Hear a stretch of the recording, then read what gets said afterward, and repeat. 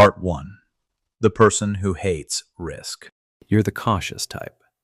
The kind of guy who checks the door twice before going to bed. Not because you're scared. You just like knowing everything is okay. The lock clicks. You pull the handle once, then once more, just to be sure. That same habit follows you everywhere. You read reviews before buying something. You compare prices before making a purchase. You think things through, especially when money is involved. Because money isn't just money to you. It's security. It's peace of mind. It's the difference between handling a problem calmly and panicking when one shows up. So when you start earning a steady income, you do what feels responsible. You save every month. Payday arrives. You check your account. Pay rent, pay bills, cover groceries, handle whatever life decided to charge you for this month. Then whatever is left goes into savings. No second thoughts, no temptation, just transfer. Done. And honestly, it feels good. There's something satisfying about watching that number slowly grow from $30 to $35. Not because it's a huge amount. Most months it isn't. But it's proof. Proof that you're making progress. Proof that you're being responsible. Proof that future you will be thankful. Years pass like this. Nothing dramatic happens. You go to work, come home, pay bills, save money, repeat. It's not exciting, but that's exactly why you like it. Then one Tuesday afternoon, you're standing in a grocery store holding the same items you've bought 100 times before. Bread, eggs, a few essentials, nothing special. You glance at the total, $4,300. Pause for a second and think, that can't be right. But it is. A few months later, your rent increases, $2,500. Then transportation costs rise, then electricity, then everything else. Not all at once, just enough that you start noticing. One Thursday evening, you're lying in bed scrolling through your phone. Out of habit, you open your banking app. The balance is the highest it's ever been, $43,500. Yet something feels strange. You stare at the number, then stare a little longer. Because despite having more money than ever before, it somehow feels like you can afford less. A few days later, while watching videos online, you hear someone say, "Money sitting still slowly loses value over time." You almost scroll past, but something about that sentence sticks. You think about it during lunch, while driving home, while brushing your teeth, and slowly a realization begins to form. For years, you've been protecting your money from risk, but nobody ever told you that time can be a risk too. While your savings sat still, prices kept moving. The world kept moving. Life kept moving. And that's when you learn something that changes the way you see money forever. Avoiding every risk is a risk. Not because saving is wrong, saving is important. But security alone isn't enough, and for the first time, you begin looking beyond simply protecting your money. You begin looking for ways to grow it, not recklessly, not overnight, just one careful step at a time. Because real wealth isn't built by avoiding every risk. It's built by understanding which risks are worth taking. Part 2. The overthinker. You're the overthinker. The kind of guy who wants to make the right decision. Not a good decision, the right one. So when you decide to start investing, your first thought isn't, how much should I invest? It's, what if I choose the wrong thing? Which is fair. After all, this is your money. Money you spent months earning. Early mornings, long days, stressful weeks. The last thing you want is to watch it disappear because of one bad decision. So one evening, you sit at your desk and search best investments for beginners. Just a simple search, nothing serious, just enough to get started. An hour later, you're still there, One video recommends index funds. Another says individual stocks are the real path to wealth. Someone else claims a market crash is coming. Now you're not trying to learn what to buy. You're trying to figure out who's right. The next morning, you're making breakfast and still thinking about it. A few hours later, the thought pops back into your head at work. That night, you're lying in bed staring at the ceiling, still thinking about it. Not because you need to, because you want to get it right. A few days later, you tell yourself, I'll start once I understand a little more. Seems reasonable. So you keep researching. One video becomes 10. 10 becomes 50. Soon your entire feed is investing content. You know what ETFs are. You know what diversification means. You know the mistakes beginners make. You know what successful investors recommend. The funny thing is, you still haven't invested. Every time you're ready to start, another question appears. What if there's a better option? What if the market drops next week? What if I missed something important? So you wait. Not for a year, not intentionally, just 1 week at a time, 1 month at a time, one I'll start soon at a time. Then, one afternoon, while scrolling through old photos, you notice something. A picture from 2 years ago. And suddenly it hits you. 2 years. 2 whole years have passed since you first started researching. You close the photo, sit there for a moment, and realize something uncomfortable. You've spent so much time preparing to invest that you never actually invested.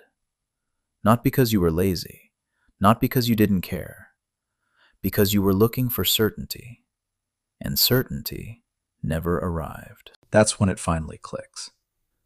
The perfect investment doesn't exist. The perfect time doesn't exist. The perfect plan doesn't exist.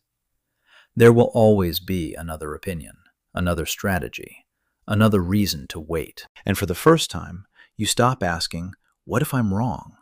And start asking, what if waiting is the bigger mistake? Because sometimes, the thing holding you back isn't lack of knowledge.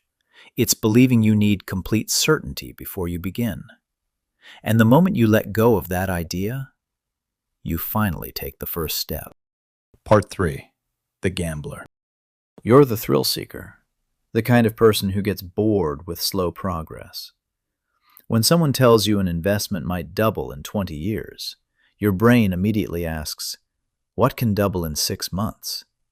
Not because you're reckless, you just like momentum. The feeling that things are happening. The feeling that you're getting somewhere. So one night, you're scrolling through your phone before bed. You come across a video. Someone turned a few $100s into thousands.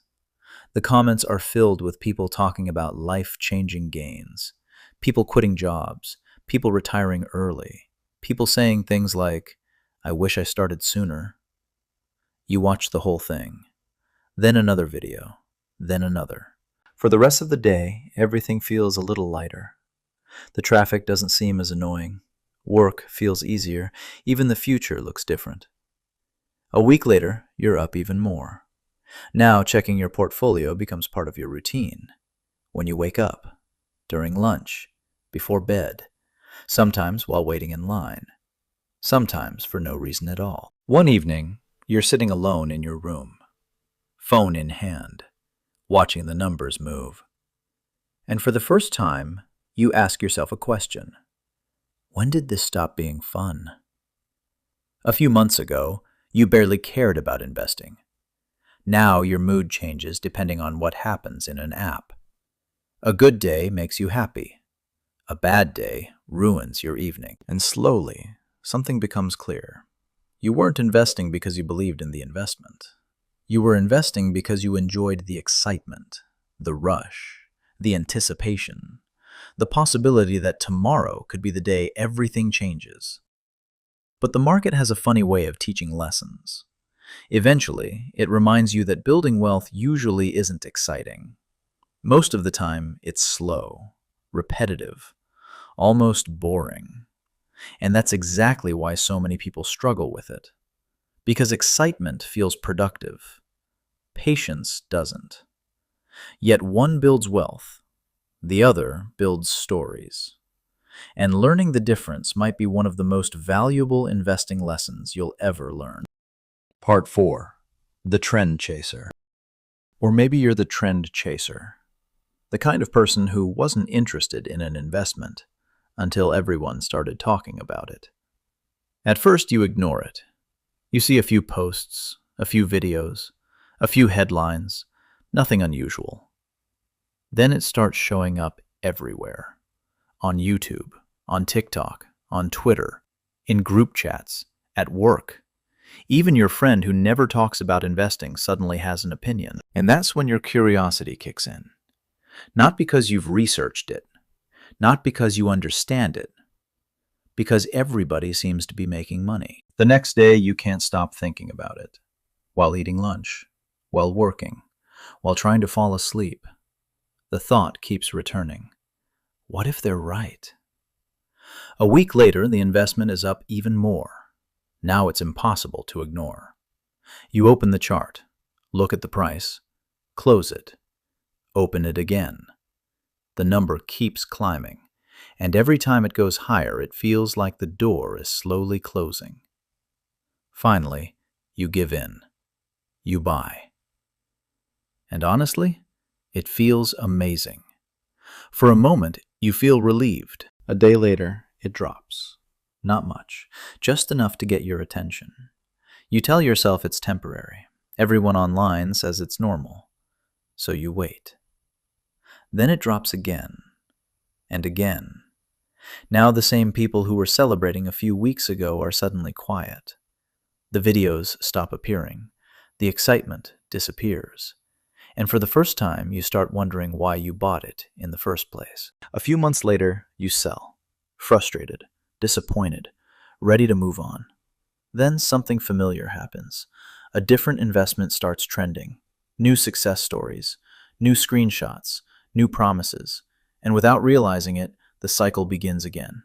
A few years pass. You look back at all the investments you chased. And eventually, a painful realization hits you.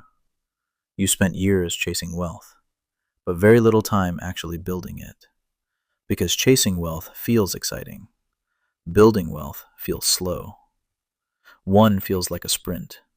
The other feels like watching paint dry. Yet one creates financial freedom. The other creates endless motion. And learning the difference changes everything. Because the fear that hurts most investors isn't losing money. It's feeling left behind. And once you stop worrying about what everyone else is doing, you finally start focusing on your own journey. Part 9. The Balanced Investor. Eventually, something changes. Not overnight, not after one book, not after one investment, just slowly, year by year, mistake by mistake, lesson by lesson. You lose money, you make money, you miss opportunities, you chase opportunities, you make decisions you're proud of, sometimes in the middle of the night when you can't sleep. As if watching the numbers closely will somehow change them. But after enough years, something unexpected happens. The emotions start getting quieter. One Monday morning, you're drinking coffee before work. The market is down.